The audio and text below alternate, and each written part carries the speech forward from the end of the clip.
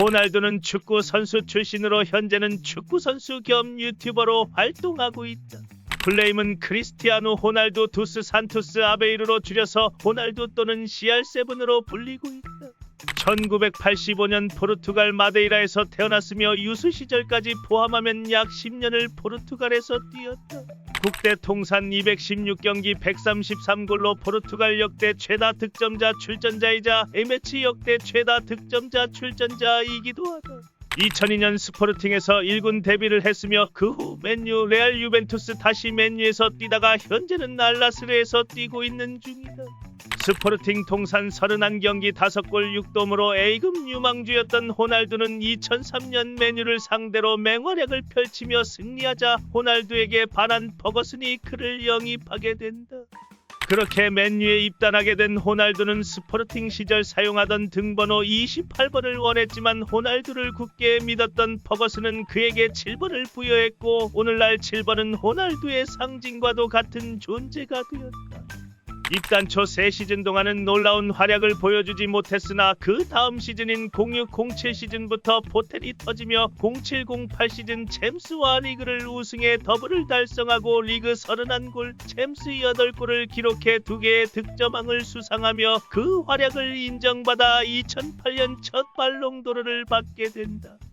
맨유 1기 성적을 정리하면 다음과 같다.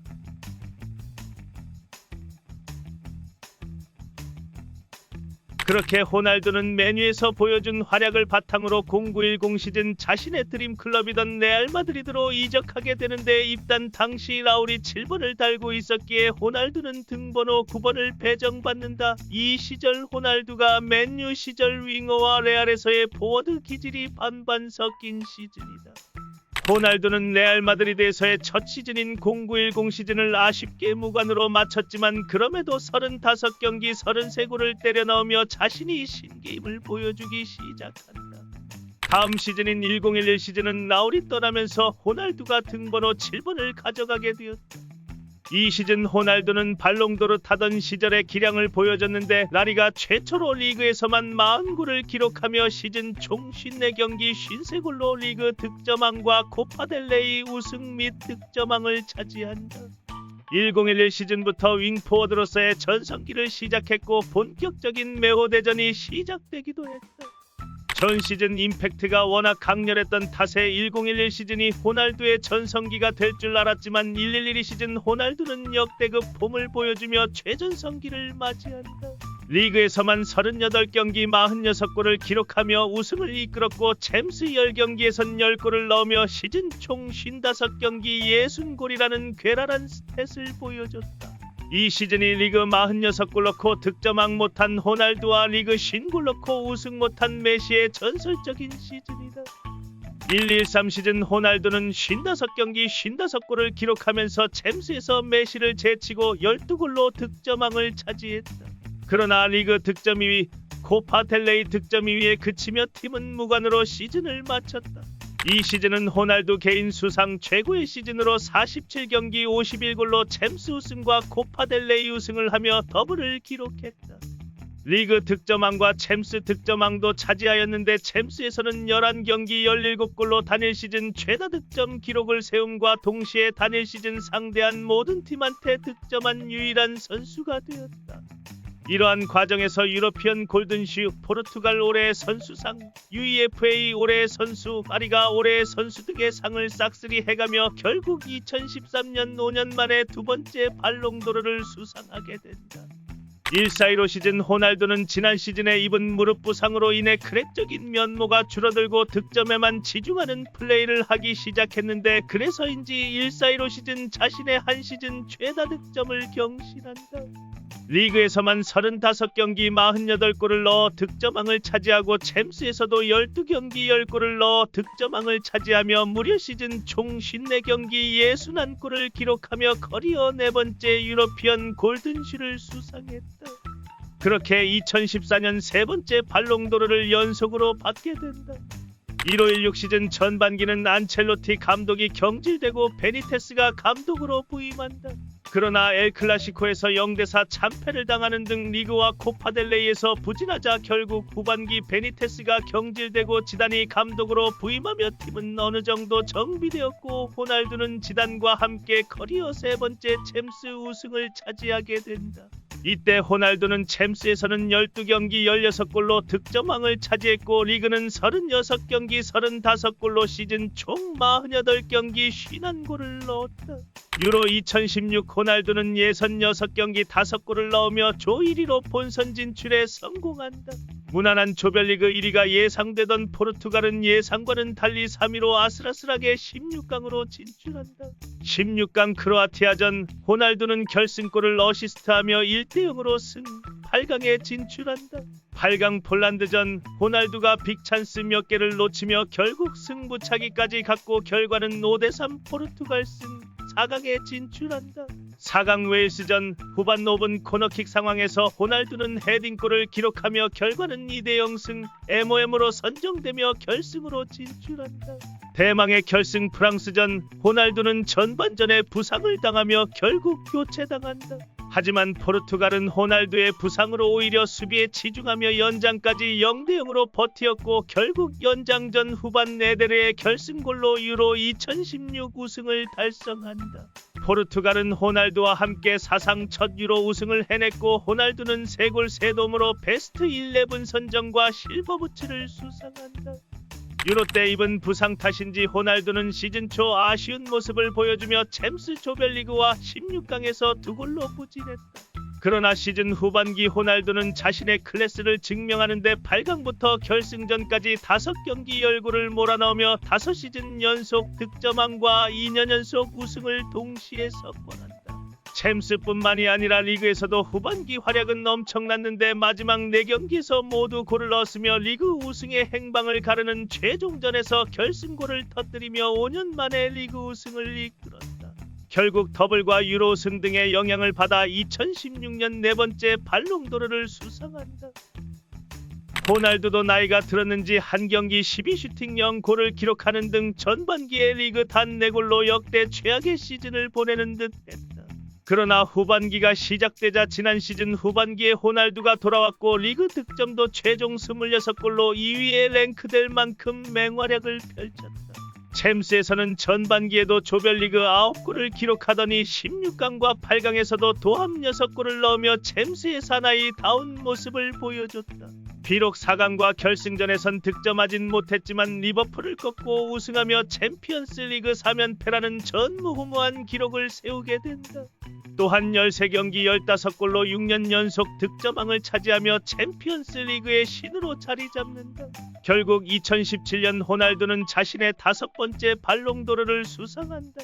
그리고 이번 시즌을 끝으로 호날두는 레알 마드리드와 작별하게 된다.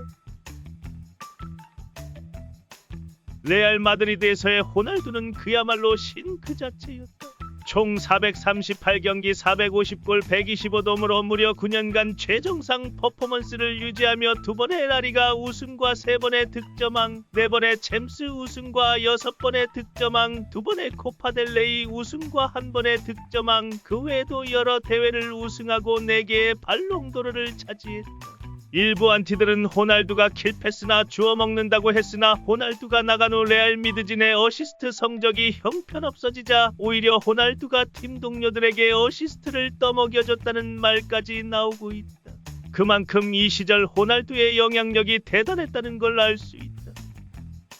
챔스 2연패 직후 레알은 호날두와 재계약을 약속했으나 시즌 전반기 부진이 이어지자 돌연 약속을 취소한다.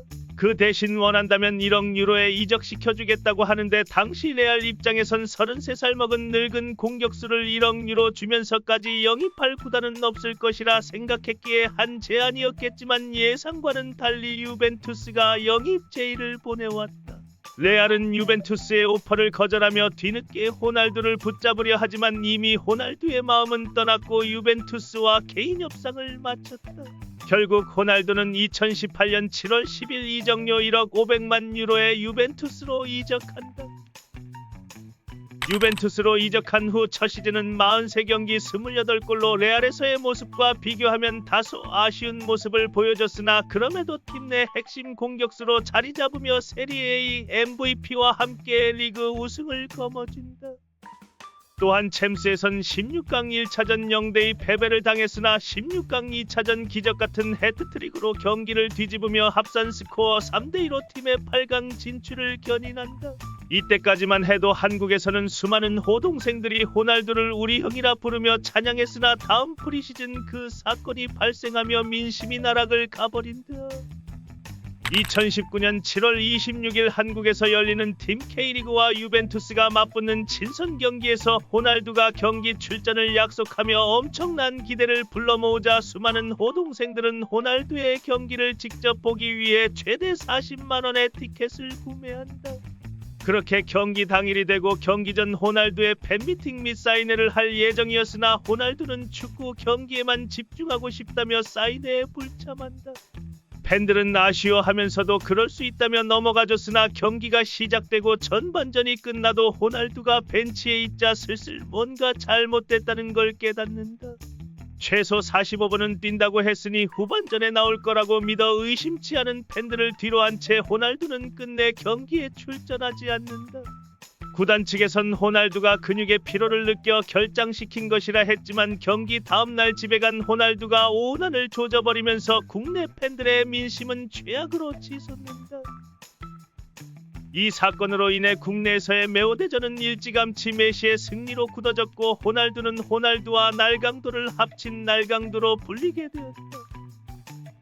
유벤투스에서 뛴 3년 동안 134경기 101골을 넣으며 세리에 A 득점왕과 이탈리아에서 우승할 수 있는 모든 대회 우승을 차지한 호날두는 유벤투스가 코로나로 인해 재정이 어려워지자 팀을 떠날 확률이 높아졌다.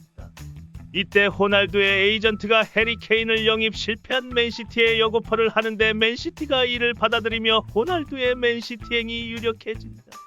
그러나 이후 맨시티가 협상을 질질 끌자 맨유가 호날두 영입에 참전했고 이때 호날두에게 걸려온 퍼거슨의 전화 한 통으로 호날두는 맨유를 떠난 지 12년 만에 맨유 복귀를 결정한다. 맨유로 돌아온 호날두는 복귀 전부터 멀티골을 넣으며 시즌 초 팀 내 최다 득점을 기록하는 등 좋은 모습을 보여준다. 그러나 리그 중반으로 접어들수록 득점이 줄어들며 시즌 총 39경기 24골과 함께 맨유는 리그 6위로 시즌을 마감한다. 하지만 리그 기준 호날두와 부페를 제외하면 5골을 넣은 그린우드가 최다 득점자일 정도로 공격진의 폼이 심각했기 때문에 이러한 팀 상황 속에서 리그 18골을 넣은 호날두의 활약이 기적에 가깝다고 평가되기도 한다. 다음 시즌 호날두는 맨유가 챔스에 못 나가자 다른 챔스 진출팀으로 여고퍼를 넣는데 모두 거절당한다. 맨유의 입장에서는 지난 시즌 팀 내 최고 득점자이며 팀의 상징인 호날두를 내보내고 싶어하진 않았으나 호날두는 챔스를 원했고 아픈 딸 때문에 프리시즌도 흘려보내면서 구단과의 사이는 더욱 틀어지게 된다. 어찌저찌 시즌은 시작됐지만 호날두는 벤치로만 쓰이자 경기가 끝나지 않았는데 경기장을 나간다거나 인터뷰에서 맨유를 공개 저격하는 등 불만을 표출한다. 결국 이러한 호날두의 노력으로 인해 11월 23일 맨유는 호날두의 상호 계약 해지를 발표하게 된다. 2022년 카타르 월드컵이 열리고 폼이 안 좋은 호날두가 월드컵에 나갈 수 있을지 의문이었지만 일단은 명단에 뽑히며 무소속으로 월드컵을 치르게 됐다. 포르투갈은 우루과이, 가나, 대한민국과 함께 H조에 배정되며 한국에서도 큰 이슈가 되었고 그렇게 시작된 조별리그 가나전에서 PK골로 승리를 이끌며 역대 최초로 월드컵 5개 대회에서 연속으로 득점을 기록한 선수가 된다. 그 다음 조별리그 우루과이전에서는 부페의 크로스를 머리로 집어넣으며 골을 넣었으나 자세히 보니 머리에 닿지 않아 부페의 득점으로 정정된다. 그래도 승리를 거두며 16강 진출을 확정짓는 포르투갈은 승리가 절실한 대한민국과의 3차전을 치른다. 3차전이 시작되고 전반 5분 만에 포르투갈의 선제골이 터지면서 대한민국의 16강행은 물 건너간 듯 했으나 얼마 후 이강인이 올린 코너킥이 호날두의 등을 맞고 김영권 앞에 떨어지면서 그대로 동점골을 만들어낸다. 이후 전반 막바지 김승규가 쳐내고 나온 세컨볼을 호날두가 수비수 마냥 걷어내며 놓치자 대한민국의 12번째 선수 한반도라는 별명이 생기기도 했다.